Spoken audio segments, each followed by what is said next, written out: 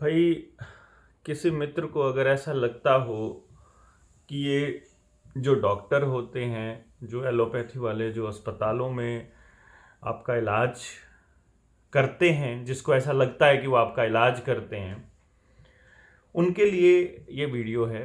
क्योंकि जब हम बात करते हैं तो बहुत सारे लोग ऐसा बोलते हैं। फिर ये इतने सारे जो डॉक्टर हैं, ये जो इतने बड़े बड़े इंटेलिजेंट जो डॉक्टर बने हुए हैं, जो इतने पूरी दुनिया से मतलब जो सबसे टॉप के बच्चे होते हैं, उनको हम डॉक्टर बनाते हैं। फिर क्या इनको नहीं पता है कि इन वैक्सीन्स में क्या है? तो क्या वो नहीं बोलते हैं? तो इसका एक मैं जवाब दे देता हूँ। द ग्रेट रेजिग्नेशन नाम से आप सर्च करेंगे अगर, तो अमेरिका समेत बहुत से देशों के 5,000 डॉक्टरों ने इकट्ठा इस्तीफा दिया था इस बात के ऊपर कि वो क्रिटिकल थिंकिंग के बाद ये डिसीजन पर पहुंचे कि ये वैक्सीनेशन कितने फ़ायदे में है और कितने नुकसान में है। तो अगर हमको फोर्स किया जाएगा तो हम इस्तीफा देने को तैयार हैं। और दुनिया भर के कर्मचारियों ने अपनी नौकरियां छोड़ दी, लेकिन आपका टीका नहीं लिया। इन लोगों को ऐसा लगता था कि आदमी लालच में इतना अंधा हो गया है कि उसे पैसे के अलावा कुछ नहीं चाहिए, उसे वो डराया जा सकता है, लालच दिया जा सकता है। और उसको आज जो ये फ्री की जो स्कीम्स चली हुई थी, जो हर एक चीज़ के साथ फ्री, वो जो फ्री जो वर्ड था, इसको इन्होंने ऐसा प्रमोट किया, इस तरह से किया कि इनको लगा कि हर आदमी इसके पीछे पागलों की तरह लग जाएगा। क्योंकि साइकोलॉजिकल जो सर्वेज होते हैं वो देखते हैं कि फ्री जब कोई चीज़ करते हैं तो उसकी सेल ज़्यादा हो जाती है। डिस्काउंट जब देते हैं, सस्ता करते हैं, तो सेल ज़्यादा हो जाता है। इनको लगा कि पैसे का लालची है इंसान। तो इसी प्रोसेस में आगे बढ़ते हुए इन लोगों ने क्या किया हुआ है, अगर कोई मेडिकल एजेंसी या किसी मेडिकल इक्विपमेंट बनाने वाले या कोई दवाई बनाने वाला या कोई अस्पतालों के डॉक्टरों से डील करने वाला अगर आपके कोई आसपास है, अपने गांव में आपके आसपास कोई लैब वाला हो, कोई लैब टेक्नीशियन हो, कोई एमआर हो, मेडिकल रिप्रेजेंटेटिव, चाहे डंगरों की दवाइयों वाला, चाहे ह्यूमन की मेडिसिन वाला, कोई भी ऐसा आदमी जिसको अस्पतालों में डॉक्टरों से वास्ता पड़ता हो, अगर वो आपका जानकार हो, तो आपको दो तीन चीजों को वो बड़े आराम से बता देगा। एक तो हर केस को रेफर करने पे आपको कमीशन मिलता है डॉक्टर को, ये भी सबको मालूम है। एमआर जो आते हैं, जो कंपनियों के जो एमआर हैं, रिप्रेजेंटेटिव्स हैं, वो जब डॉक्टर को लालच देते हैं तो वो परसेंटेज का लालच देते हैं कि अगर आप हमारी दवाई रेकमेंड करते हो तो आपको इतना परसेंट मिलता है। तो वो डॉक्टर के वहाँ से पर्ची जाती है, तो उसको वहाँ पे नोट किया जाता है कितना जो दवाइयाँ रेकमेंड कौन से डॉक्टर ने की हैं, उसका कमीशन मिलता है।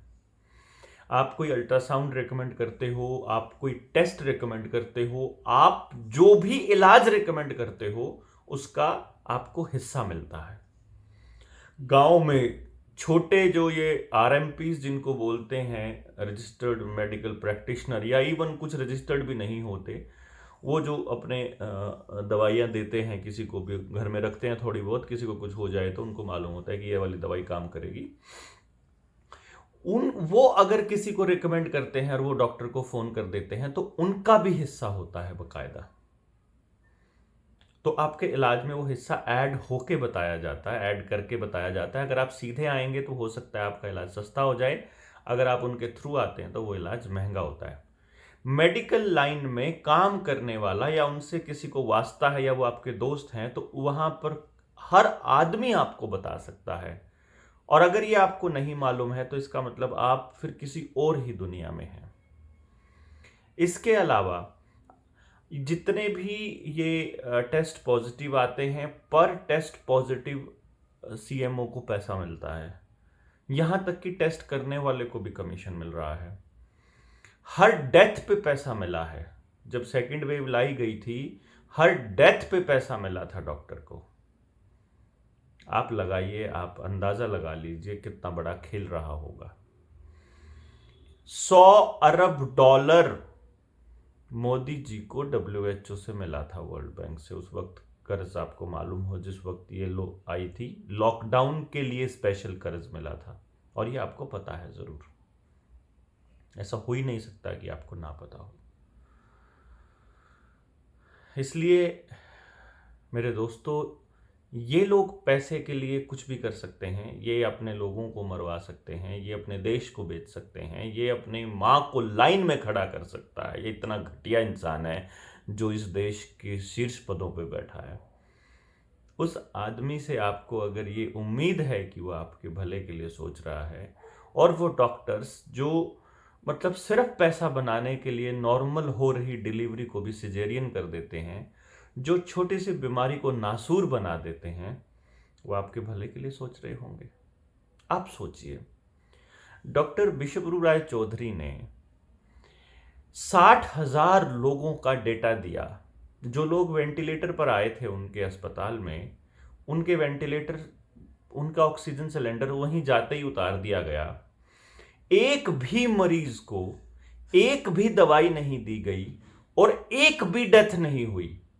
डॉक्टर बीआरसी के अस्पताल में एक भी डेथ नहीं हुई, जब 100% इलाज संभव है, जब केवल 250 रुपए की दवाओं से, मतलब खाने पीने की आइटम से, यानी कि चाहे जूस है, चाहे वो 3 दिन का 250 रुपए टोटल खर्चा एक आदमी का, जब 250 रुपए में इस बीमारी का, सो कॉल्ड महामारी का इलाज संभव है, बिना डेथ के 100% सर्वाइवल के साथ, तो फिर आप इतना इतना पैसा किस चीज पे लगाया है और किस चीज पे खर्च किया है, ये सवाल नहीं पूछोगे क्या इन सरकारों से?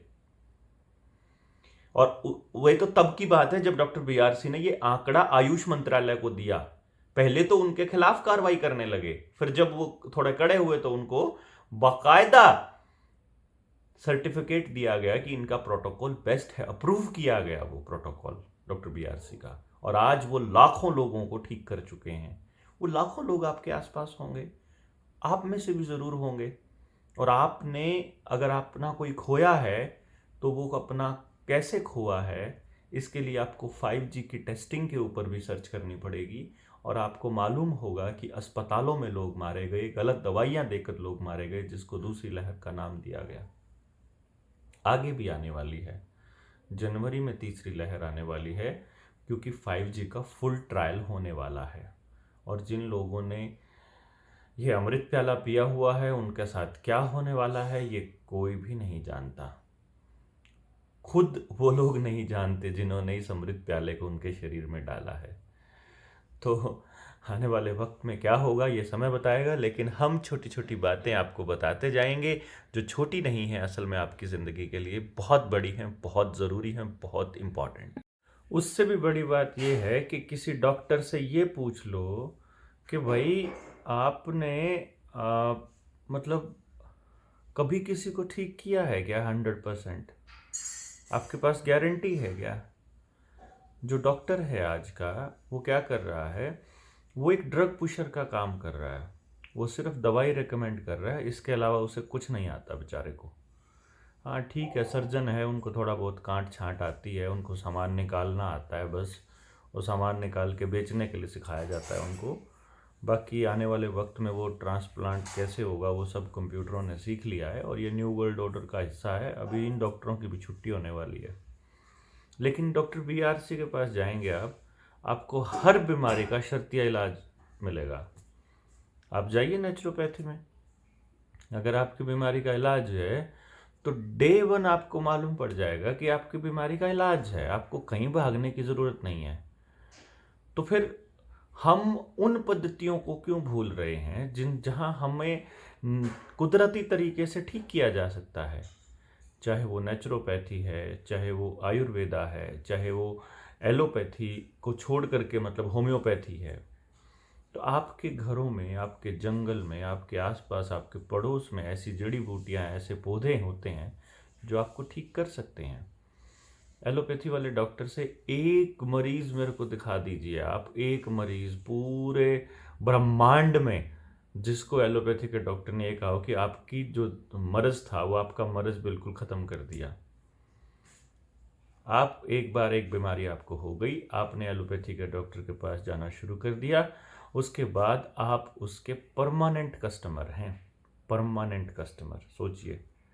तो इस चीज़ को समझना है आपने कि आपके लिए सही क्या है, गलत क्या है, आपने आवाज़ क्या उठानी है, बस।